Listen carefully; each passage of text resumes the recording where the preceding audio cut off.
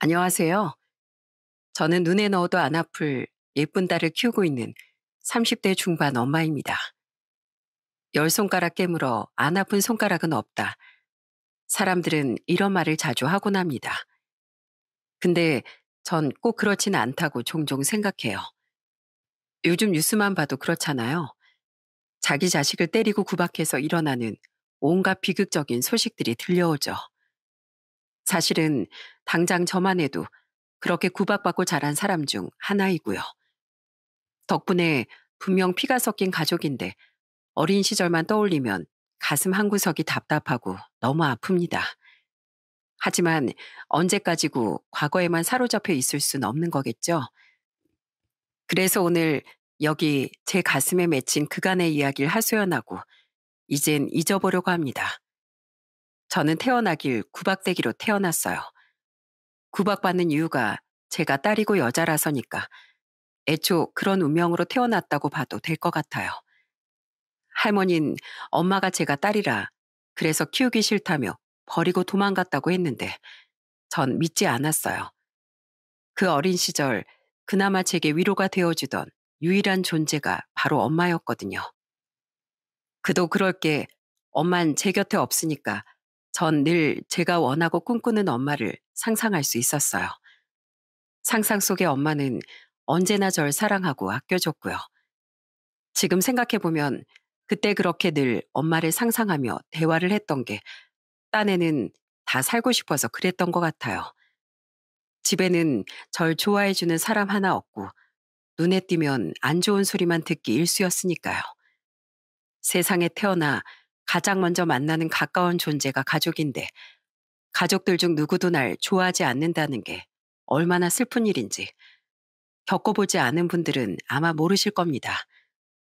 특히 할머니 할아버지께서 절 혼내고 악담을 퍼부을 땐 적이 저 땅속으로 꺼지고 싶을 정도였죠. 저 기집애가 잔망스럽게 하루 종일 그러고 놀고 자빠져 있지 말고 청소나 하고 설거지라도 하든가. 너도 참 밥 먹고 할 짓도 없다. 어? 네 밥값은 뭐 하늘에서 뚝 떨어지는 줄 알아? 땅을 파봐라. 10원짜리 한 장이 나오나. 지의 애미 닮아 눈치라고는 없어. 이래서 가스난 키워봐야 소용이 없다니까. 아휴, 내 팔자야. 거기서 못하고 썼어. 당장 이리 와서 일 안 거들고. 할머니 할아버진 엄마가 쓸모없는 절 여기 버리고 갔다며 늘 악담을 퍼부었어요. 그리고 이제가 5, 6살이 되었을 뿐인 제게 걸레와 수세미를 쥐어주며 청소와 설거지를 시키셨고요. 덕분에 어릴 때부터 그런 일은 아주 인이 박히도록 했습니다. 아버지라도 제 편을 들어주면 좋았겠지만 아버지께선 늘 사업이 바빠 밤 늦게나 얼굴을 조금 볼 수 있었어요. 물론 그런 아버지조차 그저 제게 악담만 퍼붓지 않았을 뿐 무관심하고 대면대면한 건 마찬가지였지만은요. 아무튼 그래도 가족이라고 전 그런 할머니 할아버지께도 어떻게든 이쁨을 받고 싶었던 것 같아요. 그래서 먼저 말씀하시지 않으셔도 알아서 집안일을 이것저것 거들고 심부름을 하곤 했었죠. 근데 6, 7이 되니까 기집애가 이런 걸 당연히 할 줄 알아야 한다며 본격적으로 부려먹기 시작하시더군요. 희수가 너 거기서 뭐하니? 너 왜 여기서 그런 무거운 걸 들고 낑낑거리고 서 있어? 어른들은 다 어디 가고 누가 너 보고 그거 씻어오라고 시킨 거야? 아이고, 이 집도 참 독하다 독해. 희숙이 너 진짜 이 집 손녀 맞니? 주원 자식도 이렇게는 안 키울 텐데. 이제 6살 먹은 어린애가 무슨 힘이 있다고 이 엄동설 에 이런 일을 시킨다니. 이리 줘봐. 아줌마가 해줄게. 오죽하면 지나가던 아주머니께서 그러시더군요. 너 진짜 이 집 손녀 맞느냐고. 주원 자식도 그렇게는 안 키울 거라고. 그 말을 듣는데 어찌나 서럽던지 눈물이 핑 돌아서 하루 종일 울었던 적도 있었어요. 사촌들 온다고 하면 온갖 과자에 사탕, 빵 등을 잔뜩 사두시고 그렇게 반기는 분들인데 저한테만 늘 야박하셨죠. 사촌들 먹으라고 사둔 과자도 늘 저만 손도 못 대게 하셨어요. 한 번은 그게 너무 먹고 싶어서 못 참고 몰래 하나 꺼내 먹었다가 뺨에 불이 나도록 맞은 적도 있었어요. 똑같이 식사를 해도 제 밥그릇에만 먹다 남은 찬밥이 담겨져 있는 건 일상이었고요. 행여나 고기며 생선에 젓가락이라도 향하면 상 아래에서 허벅지를 꼬집혔던 기억이 아직도 생생합니다. 계집애가 식탐만 많다고 먹는 거 밝힌다며 혼나는 건 덤이고요. 이거 먹어 이거. 어디 기집애가 버릇없이 밥상머리에서 팔을 쭉 뻗어선 하여튼 쌀만 축내는 게 맛있고 좋은 건 알아가지고 밝히지. 이런 것도 아주 지혜밀 쏙 빼닮았어. 네 입만 입이야? 누가 보면 아주 굶기는 줄 알겠네. 욕심만 많아선 지 생각밖에 안 해. 아주 못돼 처먹었어요. 아버진 제가 그런 구박을 받는 걸 아는지 모르는지 늘 못 본 척 하셨어요. 뺨을 맞았던 날도 볼이 시뻘겋게 퉁퉁 부어있는데 아무런 말도 하지 않으셨죠. 그냥 못 보셔서 그러셨을 거다. 바쁘시니까 미처 못 보신 거다 하며 다가갔는데 따뜻한 말 한마디 건네신 적도 없었어요. 근데 그거 아세요? 우습게도 전 그 집에서 그런 아버지를 제일 좋아했어요. 그래도 아버진 절 때리시거나 악담을 퍼붓진 않으셨거든요. 하지만 그런 아버지도 결국 변했는데 그때 제가 19이었어요. 당시 아버지 사업이 잘 안 돼 회사가 문을 닫았는데 그 뒤론 집에서 술만 드셨죠. 당시 그런 상황을 잘 몰랐던 전 처음 며칠은 아버지께서 안 나가시니 내심 좋아했었고요. 이 기회에 아버지랑 이야기도 많이 하고 놀러도 가야지. 그래서 아버지랑 더 가까워지면 그럼 할머니 할아버지께서도 날 조금은 좋아해 주실 거야. 뭐 그런 생각을 했던 것 같아요. 결국 제가 볼 수 있었던 아버지의 모습은 술을 먹거나 술을 먹고 행패를 부리거나 자는 모습뿐이었지만은요. 할머니 할아버진 아버지 사업이 망한 게 다 제가 재수없는 년이라 그런 거라며 제 탓을 하셨습니다. 제가 재수가 없어서 아버지 사업이 망했고 저만 없었으면 더 잘 될 수 있었다고 말이죠. 그러면서 집안이 망하게 생겼는데 기집애가 무슨 학교냐며 공장에 들어가든가 부잣집에 시집가서 보탬이 되든가 하라며 늘 소리를 지르셨어요. 20살이 되면 절 공장에 보내든 시집을 보내든 집에서 치워버리겠다고 그렇게 단단히 벼르셨죠. 이 재수온 붙은 년, 니년 때문에 지애미도 재수가 없더니만 네가 기어코 네 애비를 잡아먹는구나. 내 인연,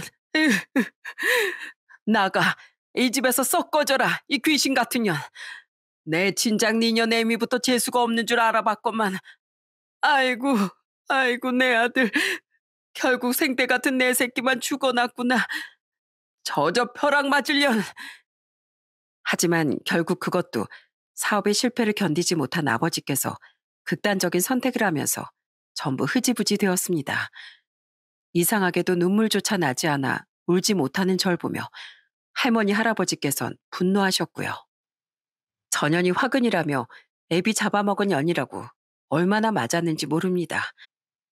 머리채를 휘어잡히고 밟히고 그러다 또 절 붙들고 우시고 끝내는 제 짐을 모조리 집 밖으로 던지며 절 쫓아내셨죠. 그때가 이제 졸업을 앞둔 19 겨울이었어요. 저는 그렇게 어느 날 갑자기 가방 하나만 달랑 들고 내쫓겼습니다. 쫓겨나고 처음엔 막막했어요. 어디로 가야 할지, 앞으로는 어떻게 해야 할지 도무지 알 수가 없었죠. 근데 생각해보니 그렇더라고요. 그 지옥 같은 집에서도 잘 버텼는데 내가 못 견디고 못할 일이 무언가 싶었죠. 다행히 졸업도 얼마 남지 않은 때였고 제 사정을 아는 선생님께서 얻어주신 하숙집에 들어가 졸업도 무사히 했습니다. 그리고 제 살 길을 찾아서 곧장 숙소가 제공되는 공장으로 취업을 했고요. 네가 숙희지? 김 선생님한테 이야기 다 들었어. 아휴, 이 어린 게 무슨 죄가 있다고? 여기 일이 좀 힘들긴 해도 적응하면 괜찮을 거야. 월급도 따박따박 줄 거고 그거 아껴서 열심히 저축하고 모으면 너 먹고 살기 나쁘지 않을 거고 처음에 일 잘 배울 수 있는 쪽에 배치해 줄 테니까 한번 잘해봐. 알았지? 공장장 아저씨도 반장 아저씨도 제 사연을 듣고 안쓰럽다며 무척 잘 챙겨주셨어요. 아직 일이 서투니까 일을 좀 배울 수 있도록 배려해 주셔서 처음엔 좀 편한 곳으로 넣어주기도 하셨고요. 그게 거기서 오래 일한 아주머니들께 미움을 사는 이유가 될 줄 알았다면 사양했을 텐데 그땐 그런 걸 잘 몰랐어요. 덕분에 그 공장에서 일하는 2년 내내 전 아주머니들의 텃세와 괴롭힘에 시달리며 지내야만 했습니다. 아이고, 똑같이 일해서 똑같이 월급 받는 처지에 누군 편한 데서 일하고 누군 힘든 일 쎄 빠지게 하고 이게 말이 되나? 어린 게 유세다 유세. 반장님도 공장장님도 참말로 그러는 거 아니지. 막말로 여기 사연 없는 사람이 어디 있어? 어? 아니면 뭐 사실 그렇고 그런 사이인가? 일을 열심히 배워서 나중에 똑같이 일을 하게 되었을 때도 뒷말들은 늘 저를 따라다녔어요. 아주머니들이 이상한 소문을 내고 다닌다는 거란 공장장 아저씨와 반장 아저씨가 화를 내도 멈추질 않았죠. 정말 너무 힘들고 괴롭고 숨이 다 막혔어요. 할머니 할아버지 덕에 그런 건 이제 다 단련되었다 생각했는데 또 다르더라고요. 하지만 당장 그만둔다고 뾰족한 수가 있는 건 아니라 그렇게 겨우겨우 2년을 버텼어요. 공장을 그만두고는 곧장 숙식을 제공해준다는 식당 주방 일을 바로 구했고요. 너무 어린데 주방일 할 수 있겠어요? 우린 너무 바빠서 하나부터 열까지 가르쳐가며 쓸 사람은 필요 없는데. 저 요리 잘해요. 많이 해봤고 자신도 있어요. 시켜만 주시면 열심히 하겠습니다. 어릴 때부터 밥 짓고 음식하는 건 아주 익숙했기 때문에 부담감도 없었어요. 고깃집이었는데 일이 생각보다 많이 힘들긴 해도 딴 생각 안 하고 일할 수 있으니 그래도 할 만했죠. 하지만 전 그곳을 한 달도 채 일하지 못하고 그만두고 말았습니다. 그 고깃집은 식당 사모님과 사장님 두 분이 운영하셨는데 식당 사장님이 밤늦게 제가 자는 방에 들어온 게 원인이 되었죠. 희숙 씨, 내가 미안해. 아휴, 그것 때문에 열쇠까지 바꿨는데 또 어떻게 기어 들어갔는지 원. 이 인간이 술만 마시면 꼭 한 번씩 그러더라고. 개벌은 나 못 준다고. 희숙 씨 원하면 그냥 신고해. 난 어차피 이혼할 거고 상관없어. 이 식당도 어차피 내 거라서 희숙 씨 괜찮으면 일도 계속해도 되고. 그만두고 싶으면 월급이랑 내가 전부 챙겨줄게. 다행히 전 바로 도망쳐서 아무런 일도 당하지 않았지만 계속 일을 할 수는 없었어요. 식당 사모님이 미안하다며 월급과 방 얻을 돈을 조금 줘서 곧장 짐을 뺐습니다. 사모님 말씀대로 식당 사장님은 신고해서 나중에 합의금도 조금 받고 사과도 받았어요. 근데 그런 일을 겪고 나니까 차라리 공장이 더 마음이 편했구나 싶은 생각이 들더라고요. 적어도 거기선 이런 걱정은 안 했었는데 몸은 힘들어도 여자 기숙사라 마음 편하게 잠은 잤는데 하고 말이죠. 그렇게 전 공장에서 나온 지 채 2달이 지나기 전에 다시 공장의 면접을 보았습니다. 그리고 이번에야말로 오래 일하겠다고 다짐하며 다시 공장 일을 시작했어요. 다행히 그 공장은 전처럼 사람들이 텃세를 부리지도 괴롭히지도 않아서 마음이 무척 편했습니다. 그래서 무난하게 지내며 오래 일했고 거기서 한 남자도 만나게 되었죠. 그때 제가 27으로 그 공장에 들어간 지 5년째가 되던 해였어요. 남잔 들어온 지 얼마 안 된 사람이었는데 성격이 참 다정다감해서 많은 사람들이 좋아했습니다. 희숙 씨라고 했죠? 저는 민주환입니다. 제가 후배니까 잘 부탁드립니다, 선배님. 저는 그 남자와 공장 사람들이랑 술 마시다가 우연히 친해졌는데 이야기가 참 잘 통했어요. 나중엔 서로 마음을 털어놓는 친구가 됐는데 제 가정사를 듣고 자기 일처럼 우는 주한 씨를 보며 마음이 생겼죠. 주한 씨는 힘든 일이 있으면 자신이 도와주겠다며 제 일이라면 마치 진짜 오빠처럼 저를 챙겨줬어요. 희수가, 너 오늘 식사도 걸렀다며. 빈속으로 일하면 못 써. 여기 우유라도 하나 마시고 일해. 너 계단에서 넘어졌다며? 많이 다쳤어? 아이고, 발목이 퉁퉁 부었네. 여기 파스랑 약 사왔으니까 붙여. 그러게 조심 좀 하지. 솔직히 저 살면서 그런 호의는 처음 받아봤어요. 이런 게 진짜 가족인 걸까 다른 사람들은 다들 이렇게 사는 걸까 하면서 점점 더 의지하고 마음을 주게 됐죠. 그러다 주한 씨도 저와 같은 마음인 걸 알게 되고 그렇게 교제를 시작했어요. 인물이 훤칠하고 잘생긴 사람은 아니었지만 정말 순박하고 너무 착한 사람이었죠. 성품 그거 하나만으로 그 사람 자체가 빛나는 그런 사람이었습니다. 그렇게 저희는 서로 알게 되고 1년 만에 교제를 시작했고 교제 2년 만에 결혼에 골인했습니다. 저희 둘 다 부모님은 계시지 않아 혼주석이 텅 비어 있었지만 공장 사람들 모두가 축하해 주었죠. 결혼 후 저희는 그냥 주한 씨가 살던 방에 제 살림만 합쳐 신혼생활을 시작했고 정말 잘 살았습니다. 동네에서도 공장에서도 모두가 부러워하는 인고 부부로 아주 유명했죠. 아유, 우리 희숙이랑 주한이랑 얼굴이 활짝 피었네, 피었어. 이제 예쁜 아기 낳고 잘 살기만 하면 되겠다. 안 그래? 걱정이 있다면 애가 잘 들어서지 않는 것 정도로 저는 남편도 크게 신경 쓰진 않았어요. 둘 다 나이가 있어 초조하지 않았다면 거짓말이겠지만 그래도 괜찮다며 서로 다독이고 북돋아주며 그렇게 지냈죠. 저희 둘 다 언젠간 아이도 생기고 그렇게 평생 백년해로 하며 살 거라고 그렇게 생각했던 것 같아요. 남편이 간경화 말기 진단을 받기 전까진 정말 한 채 의심도 없이 그렇게 믿고 살았습니다. 당신 다리가 왜 이렇게 붓지? 살찐 것도 아닌데 배만 볼록 나오고 건강검진 한번 받아보는 게 좋지 않겠어? 건강검진은 무슨 이렇게 건강한데 아직 내 나이는 괜찮아. 나 원래 잘 붓기도 하고 살도 맨날 이렇게 배만 찌거든. 처음 이상하다 생각했던 건 남편의 다리가 붓고 배가 나오는 걸 보게 되면서였어요. 사람이 짠 음식을 먹고 얼굴이 붓거나 손이 좀 부을 수 있는 건 아는데 남편은 그 정도가 좀 지나쳤죠.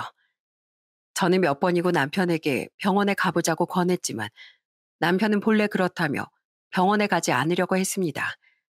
그러다 제가 우연찮게 TV에서 간경화에 대한 내용을 보게 됐고 그게 남편의 증상과 너무 겹친다는 걸 확인해 억지로 건강검진을 받게 했고요. 환자분 간경화입니다. 그것도 말긴데 그간 증상이 있으셨을 텐데 왜 이제야 오셨습니까? 이상하지 않으셨어요? 아니나 다를까 병원에서 남편에게 간경화 말기 진단을 내렸어요.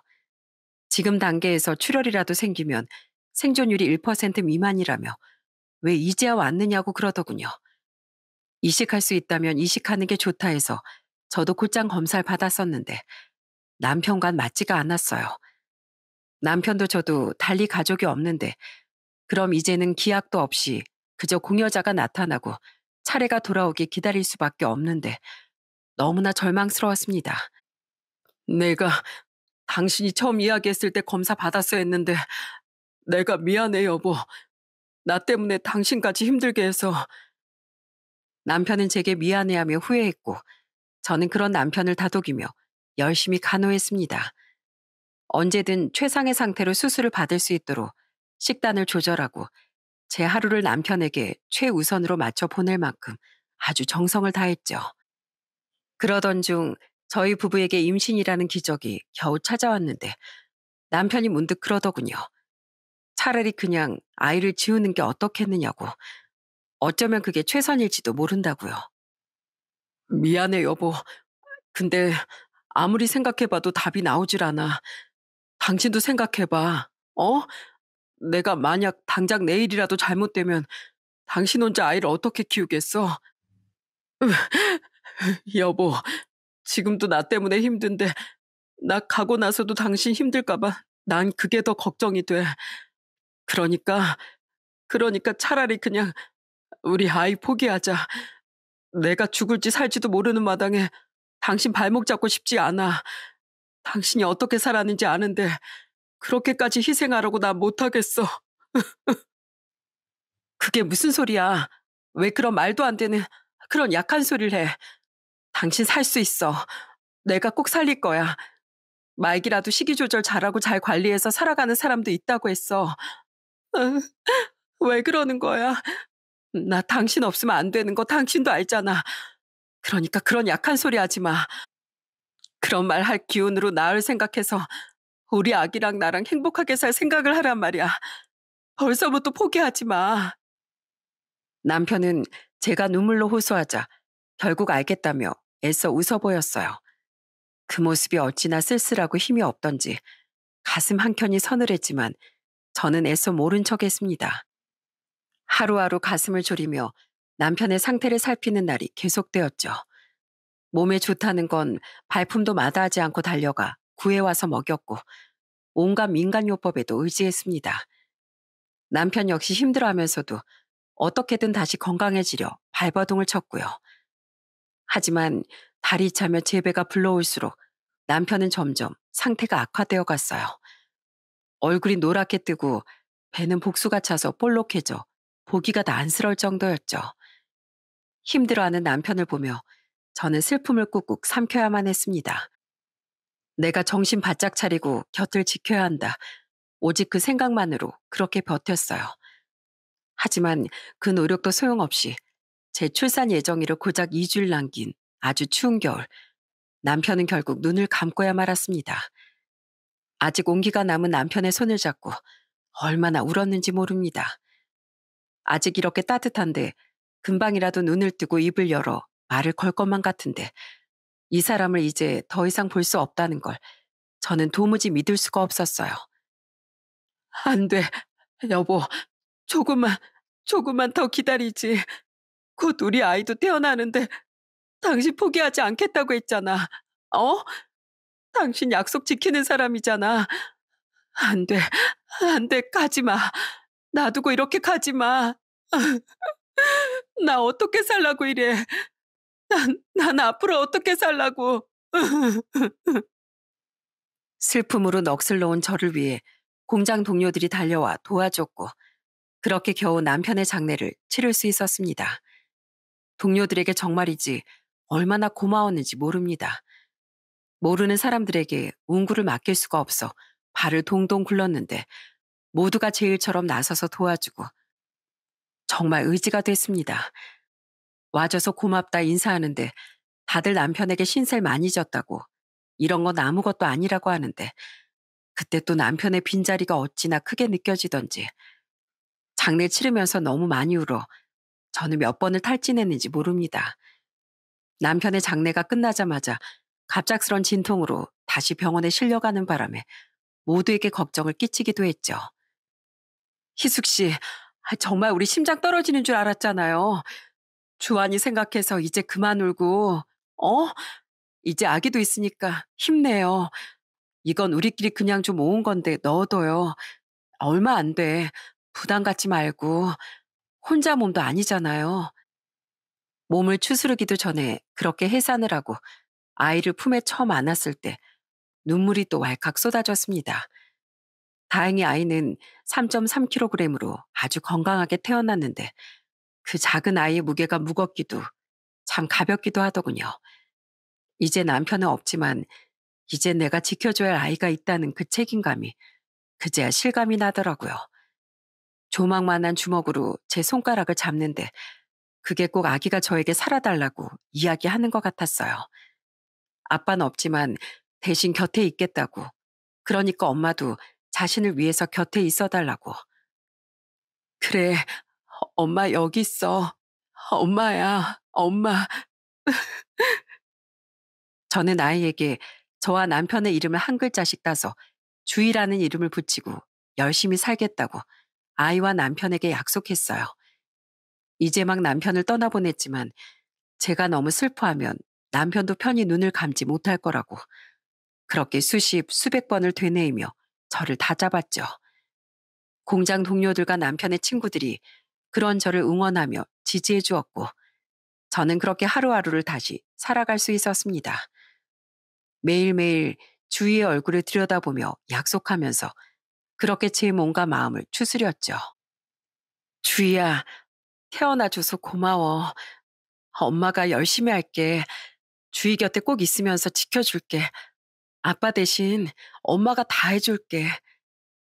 그렇게 저는 주희가 1살이 될 때까지 육아에 전념하며 열심히 살았습니다. 몇 시간에 한 번 우유를 먹이고 트림을 시키고 조금이라도 제품에서 떨어질라 치면 울어대는 주희를 온 정성을 다해 키웠죠. 처음 100일은 주희가 어찌나 자주 깨고 우는지 밥 한 끼 제대로 먹지 못하고 주희가 잠들 때 겨우 쪽잠을 자는 매일이었지만 행복했어요. 눈을 뜨고 옹알이를 하고 어쩌다 방긋방긋 웃을 때면 그야말로 세상을 다 가진 것 같았죠. 하지만 그렇게 1년을 먹고 자며 아이만 키우니 통장 속 잔고가 상당히 줄더군요. 분유값이며 기저귀며 아기에게 들어가는 돈이 생각보다 너무나 컸습니다. 어떻게든 아껴서 조금이라도 더 버텨보려고 나눔을 이용하기도 하고 공장 동료들이 가져다 준 장난감이며 옷을 활용도 해봤지만 한계가 있더라고요. 네, 결국 전 다시 일을 해야만 했습니다. 이대로 그냥 잔고만 까먹고 있다간 이러지도 저러지도 못하고 길바닥에 나앉게 될 게 분명했거든요.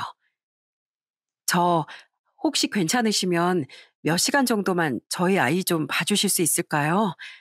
이제 돌 지나서 한 번 자면 오래 자요. 제가 깨기 전에 올 텐데 혹시나 깨어날까 봐 제발 부탁드려요. 아니, 애 맡아줄 사람이 없어 세대? 애 아빠는 친정이나 시댁에서도 못 맡아준대? 네, 사정이 좀 있어서요. 어떻게 좀 안 될까요? 여기 많지는 않지만 이거 받으시고 좀 부탁드릴게요. 사람을 구하려고 해봤는데 영 모르는 사람들이라 쉽지가 않아서요. 옆집이시고 그래도 오며 가며 그동안 잘 지낸 이웃 간의 정으로 좀 부탁드릴게요. 뭐 이런 걸 다 걱정 말고 다녀와, 어? 내가 세댁을 몇 년을 봤는데 주인 내가 잘 보고 있을 테니까 어여 다녀와. 저는 이웃집에 얼마간의 돈을 들여 급하게 아이를 봐줄 곳을 구하고 그렇게 여기저기 면접을 보러 다녔습니다. 하지만 좀처럼 시간이 맞지 않아 쉽게 일자리를 구할 수가 없더군요. 주희를 키우려면 풀타임은 못하는데 파트타임보단 하루 9시간, 10시간 일해주길 원하거나 제가 일을 할 수 없는 시간에 나와주길 원했죠. 희수가 너 일 구한다며 나한테 진작 말하지 그랬어. 내가 전에 일했던 공장인데 거기 공장 사장님 사모님 두 분 다 좋은 분이셔. 내가 사정 말씀드렸더니 파트타임도 괜찮다고 면접 한번 보러 오라셔. 한번 가볼래? 결국 그렇게 일을 못 구하다 공장 친구 중 하나가 아는 공장에 부탁해 파트타임 자리를 마련해 주었습니다. 그래도 면접은 봐야 해서 면접을 보러 가기로 했는데 주위를 돌봐주시던 분이 하필 그날 그러시더군요. 그날은 약속이 있어 못 봐준다고 말이죠. 미안해서 어쩌지? 나도 오늘은 꼭 나가봐야 해서 미안해. 어? 사정은 아는데 오늘은 나도 진짜로 안 돼. 다른 친구에게 부탁하려 해도 면접 시간이 촉박하고 하는 수 없이 주의를 얻고 그렇게 면접을 보러 갔습니다. 겨우 시간에 늦지 않게 도착하고 얼마 뒤 그 공장 대표라는 부부가 사무실로 들어왔고요. 제가 애를 얻고 있는 걸 보고 놀랐는지 여자 대표님이 절 보고 멈칫하시더니 이력서를 확인하고 또 제 얼굴을 몇 번이나 확인하시더군요. 얼굴이 화끈거려 죽는 줄 알았지만 그래도 침착하게 면접을 봤습니다. 그리고 끝나고 나가려는데 갑자기 절 불러 세우시더니 전혀 뜻밖의 이야기를 꺼내셨죠. 저, 저기 미안해요. 내가 이상해 보일 수 있는 건 아는데 내가 꼭 확인할 게 있어서 혹시 어머님 성함이 뭐예요? 말해줄 수 있어요? 네? 박, 정자, 선자 쓰세요. 솔직히 부모님 성함은 왜 묻나 싶어 어리둥절했죠. 하지만 전 이 일자리가 너무 간절했고 그래서 이유를 물을 생각도 하지 않고 그냥 바로 대답했죠. 근데 제가 어머니 성함을 말하자 여자 대표님이 갑자기 눈에 눈물이 그렁그렁 하시더니 엉엉 울면서 절 끌어안으시더군요. 그리곤 제게 그야말로 충격적인 말씀을 하셨습니다. 희숙이, 네가 희숙이구나. 네가 희숙이었어. 희숙아, 엄마야, 엄마. 내가 네 엄마야. 내가 그간 널 얼마나 찾았는데 이게 대체 무슨 일이야? 이게 대체. 네? 대표님이 제 어머니시라고요? 그게 무슨 말씀이세요? 대표님, 아니 어머니 입에서 나온 이야긴 그야말로 놀라웠어요. 왜 할머니 할아버지께서 그렇게 절 미워했는지, 왜 어머니께서 그렇게 떠나셨는지, 전 그제야 모든 걸 알 수 있었죠. 사실 어머니 아버지께선 연애 결혼을 하셨는데 두 분의 결혼을 할머니 할아버지께선 처음부터 반대하셨다고 합니다. 할머니 할아버지께서 천석군 만석군으로 불리는 지역 유지셨고 어머니께선 가난한 집 자식이라는 것 때문이었죠. 하지만 아직 젊으셨던 두 분은 집안의 반대를 무시하고 결혼했고 그렇게 할머니 할아버지 댁에 들어가 시집살이를 시작하셨대요. 아버지께서 아들만 낳아주면 부모님도 괜찮으실 거라 말해서 어머니께서는 아들을 갖기 위해 그야말로 부단히 노력하셨고요. 워낙에 손이 귀한 집이었어. 다복하지 못해서 더더욱 아들의 목을 매는 그런 집이었지. 그래서 아들 하나만 낳아주면 다 해결될 거라는 그 말을 난 철석같이 믿었어.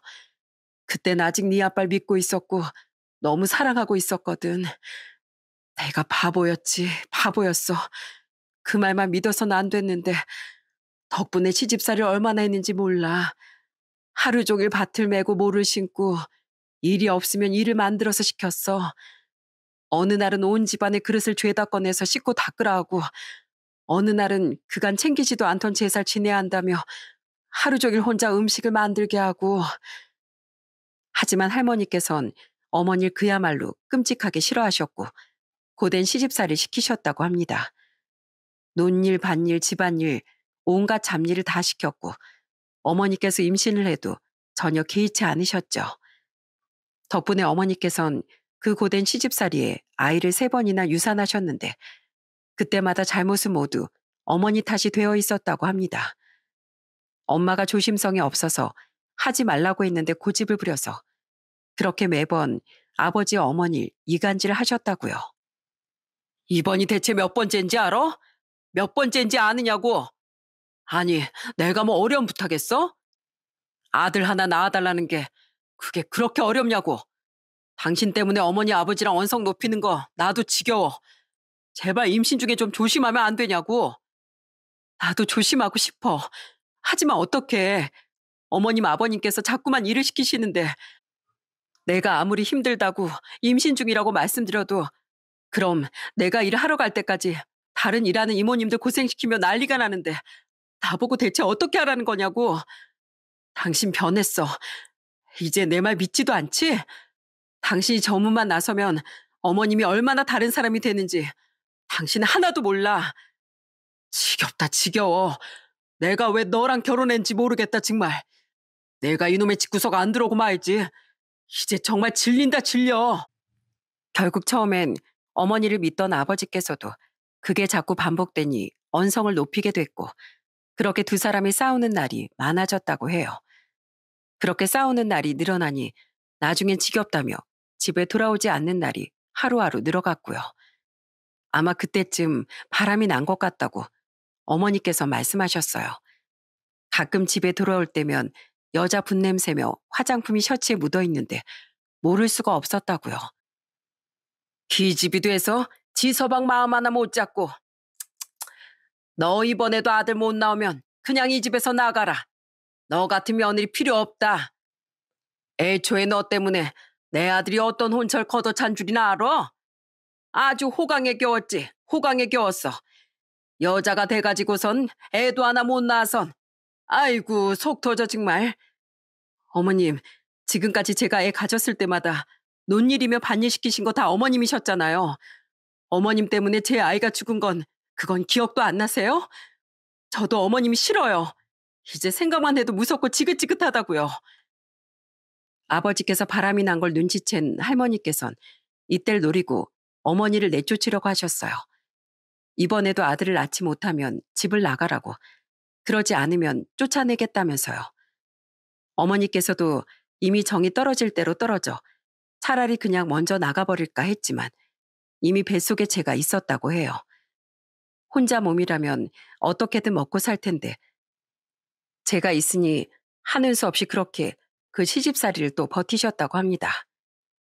그 고생을 하며 그렇게 버티며 널 낳았어.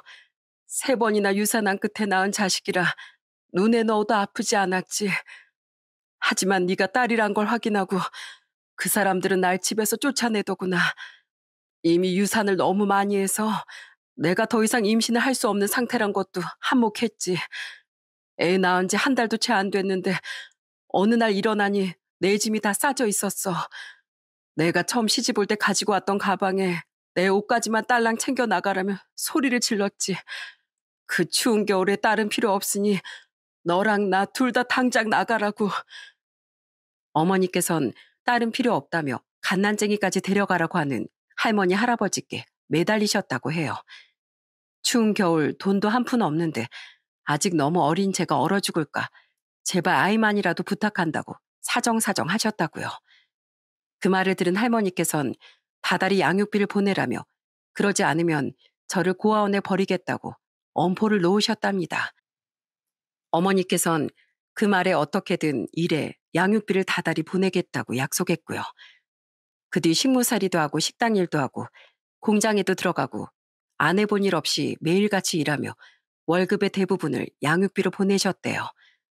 데리러 갈까도 생각했지만 일을 해야 하니 돌봐줄 수가 없어서 그래서 좀 더 크면 데리러 갈 생각이셨답니다.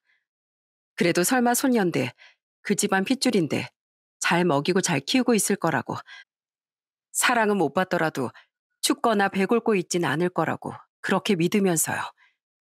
근데 얼굴이라도 보고 싶어 찾아가면 얼굴도 안 보여주고 자꾸만 이 핑계 저 핑계 대면서 돌려보냈다고 해요. 너무 이상해서 그냥 일단 데리고 오려고 했는데 글쎄 할머니께서 그러셨답니다. 네가 뭔데 우리 집안 씨를 데려가느냐고. 언젠 딸은 필요 없다며 데려가라 그리 난리를 치더니 참 기가 막힐 노릇이죠. 정말이지 몇 번이고 갔어. 먼 발치에서 네 얼굴이라도 보고 싶어서 하다못해 어느 학교를 다니는지 알고 싶어서 근데 그때마다 네 할머니 할아버지가 어떻게 알고 귀신같이 쫓아와서 날 몰아내는데 당해낼 재간이 없었어. 너 사는 집 지붕이라도 보고 싶어서 밤에 몰래 와서 하염없이 꽉 닫힌 문만 보고 간 날도 허다했어. 네 아버지 집안이 그 동네 유지라 그 동네가 죄다 한통속이었어. 그러니 내가 동네에만 들어서면 사람들이 달려가 네 할머니 할아버지께 일러 바친 거지. 이렇게 오랜 세월 널 못 만날 줄 알았다면 그럴 줄 알았다면 널 맡기지 않았을 거야. 그 뒤로도 몇 번이나 찾으러 갔는데 매번 문을 열어주긴커녕 쫓아내고 경찰을 불렀대요. 그러더니 제가 19이 되던 애 가출을 했다며 죽었는지 살았는지 알 게 뭐냐며 그 한마디만 들었다고요. 너무 화나고 기가 막혔지만 그래도 절 찾으려고 악착같이 여기저기 수소문을 하셨답니다. 그리고 그러다 지금의 공장 사장님과 연을 맺게 돼서 그렇게 결혼하게 되셨고요. 너 찾는 걸 많이 도와주셨어. 사람 찾아주는 곳에 연락까지 해서 그렇게 최근엔 기어코 네 소식도 알아다 주셨지. 근데 뭐가 잘못됐는지 거기서 네가 1년 전에 죽었다고 해서 그래서 그래서 너무 힘들었는데 그런데 널 여기서 본 거야. 대체 무슨 일이 있었던 거야? 어? 내 딸. 아니야. 엄마가 미안해. 그냥 다 엄마 잘못이야. 엄마가 그날 널 두고 그냥 나오면 안 되는 거였는데. 엄마의 이야기를 들으니 왜 그동안 찾아오지 않았는지 그제야 이해가 갔어요. 할머니 할아버지가 구박하던 걸 생각하면 실제로는 더하면 더했지 못하진 않았을 거라는 생각마저 들었습니다. 저는 1년 전에 죽은 것은 남편이며 아마 뭔가 착오가 있었던 것 같다고 말씀드리며 손을 꼭 잡았어요. 늘 상상으로만 대화하던 엄마가 이렇게 눈앞에 있다는 게 너무 행복하고 가슴이 벅차서 눈물이 왈칵 쏟아졌습니다. 엄마, 엄마, 나 엄마 원망한 적 없어요. 엄마가 나한테 얼마나 힘이 됐는지 알아요? 나 어릴 때 힘들 때마다 엄마가 어떤 사람일까 상상하면서 늘 의지했어요. 근데 있잖아요, 엄마. 나 엄마가 내 상상 그대로의 엄마라서 너무 행복해요.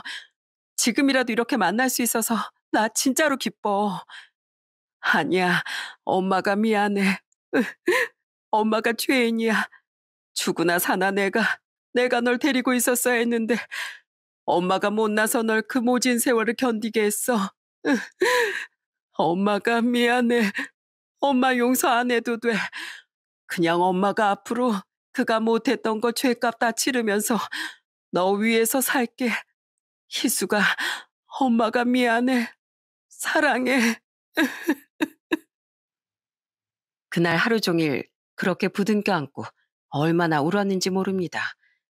어찌나 울었는지 눈가가 짓무르고 토끼처럼 눈이 새빨개져선 어른이 되고는 정말 처음으로 그렇게 울어봤죠. 나중에 겨우 진정되고 어색하게 새아버지께 인사드리고 우리 주희도 엄마 품에 안겨드렸습니다. 주희가 낯을 참 많이 가리는데 신기하게 엄마 품은 좋아하고 편안해 하더라고요. 엄마 역시 그런 주희가 제 어릴 때를 쏙 빼닮았다며 너무 좋아하셨고요. 아유, 주희가 정말 널 쏙 빼닮았구나. 이 눈이며 코하며 너 아기 때랑 똑 닮았어. 성격 순한 것까지 어쩜 이렇게 똑같니?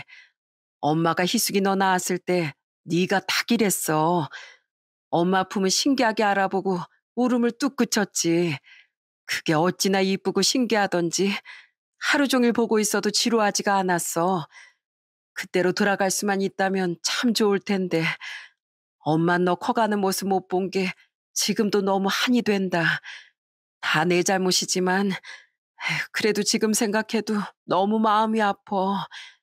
희수가 혼자 애 키우긴 힘들지 않어? 어?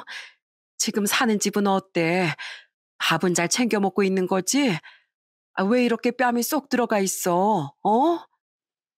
저는 그간의 이야기를 들려드리며 괜찮다, 잘 살고 있다 말씀드렸어요. 힘들었던 이야긴 그냥 조금 힘들었던 걸로, 즐겁고 행복했던 이야긴 너무 행복하고 즐거웠던 걸로 바꿔서 그렇게 말이죠.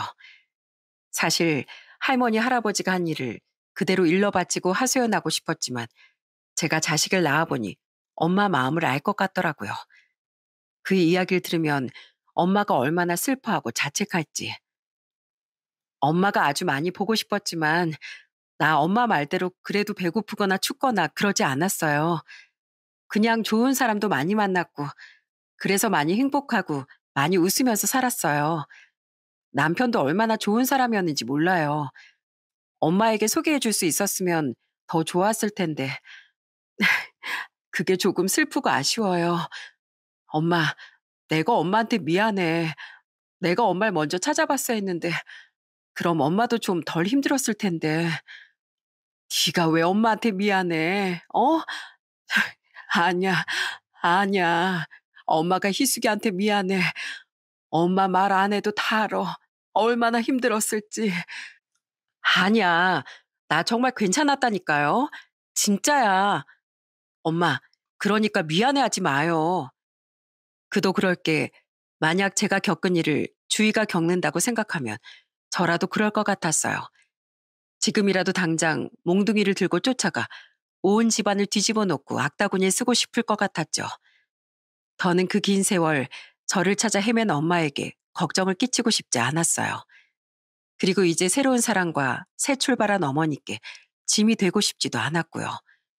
그런데 그때까지 엄마와 저의 이야기를 가만히 듣고 계시던 새아버지께서 옆으로 오시더니 제 손을 꼭 잡으시며 그러더군요.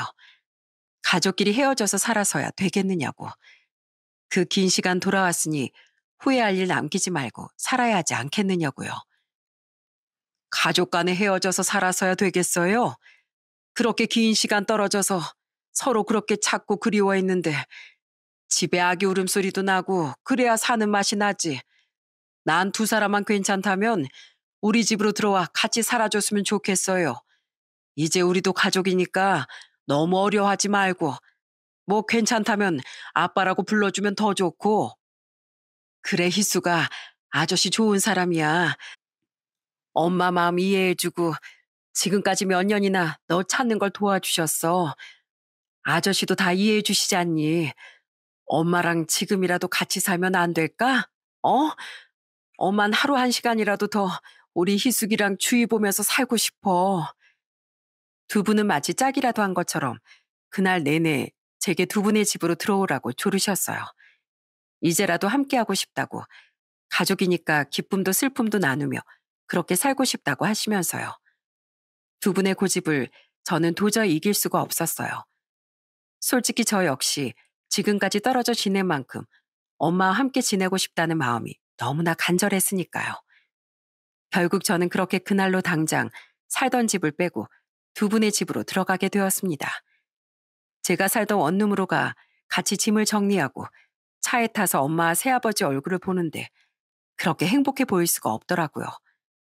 저를 보물처럼 아껴주시는 두 분의 모습이 서로 닮아 보여 저까지 행복하고 감사하고, 또 왜 엄마가 새아버지와 그렇게 인연을 맺게 되었는지 단번에 이해할 수 있었죠. 그렇게 두 분의 집으로 들어간 전 공장 일을 배우며 두 분을 돕기도 하고, 때로는 가족이 모두 함께 여행을 가기도 하며 행복한 시간을 보내고 있습니다. 그간 못해준 것들, 그것보다 더 잘해주고 싶다며 두 분이 제게 얼마나 잘해주셨는지 몰라요. 옷이며 이부자리 물론 주위 장난감에 꽃가옷에 매일같이 사들고 들어오시는데 아주 정신이 없을 지경이랍니다. 특히 최근엔 두 분이 주위 옹알이며 재롱에 정신을 못 차리고 좋아하시는데 보기만 해도 정말 행복하네요. 남편이 죽고 혼자 주위를 키우며 옷이며 장난감 대부분을 얻어다 썼는데 이젠 저걸 언제 다 입히고 가지고 놀게 하나 하는 행복한 걱정을 하는 매일입니다. 아니, 엄마, 어제도 옷을 그렇게 사왔는데 또 뭘 그렇게 사오셨어요? 이제 그만 사오셔도 돼요. 이맘때 애들이 얼마나 빨리 크는데 이러다 매일 갈아입혀도 다 못 갈아입히겠어요. 새 옷인데 안 맞으면 어떡하려고 이래요. 아유, 옷이 안 맞으면 새로 또 맞는 걸로 사오면 되지. 그쵸, 우리 공주님? 그나저나 희수가 이것 좀 봐. 너무 귀엽지 않니? 아휴, 누구 딸인데 이렇게 예쁠꼬, 응? 예쁘긴 한데 그래도 이제 그만 사와요. 이러다 멀쩡한 옷 다 버리겠어요. 사람들이 욕해. 하지만 너 어릴 때랑 쏙 빼닮은 걸. 너한테 못 해준 거 주희한테라도 다 해주고 싶어서 그래. 엄마가 이렇게까지 말하니 더는 뭐라고 말할 수가 없어 그냥 흐뭇하게 지켜보고 있는 요즘이랍니다. 엄마 아빠랑 손잡고 놀이공원을 가본 기억도, 같이 소풍을 가본 기억도 없던 제가 이젠 두 분과 함께 주말마다 방방곡곡 풍광 좋은 곳 찾아다니는 하루하루를 보내고 있습니다. 한 아이의 엄마가 된 지금 뒤늦게라도 가족이라는 울타리를 느껴볼 수 있어 참 행복하네요. 어린 시절 들어야 했던 그 모진 말들과 상처들, 이제 여기 이렇게 털어놨고 더 행복하게 즐겁게 살아보려고 합니다. 이제야 좀 과거로부터 자유로워진 지금, 가족이라는 게 꼭 피가 섞여야 가족은 아니라는 생각이 자주 드네요. 가족은 그냥 생기는 게 아니라 만들어가는 거라는 말도 있다죠. 부부 역시 생판 모르는 사람 둘이 만나 가족이 되는 거니까 어쩌면 진짜 가족은 서로 사랑하고 생각하는 마음이 있어야 진짜 가족이라고 부를 수 있는 건 아닌가 싶기도 합니다. 마치 저와 주한 씨, 그리고 엄마와 새아버지처럼요. 제 이 기나긴 하소연을 들어주신 여러분께서도 진정한 가족의 울타리 안에서 행복하고 내내 건강하시길 바랍니다. 보잘것없고 긴 이야기 들어주셔서 정말 감사합니다.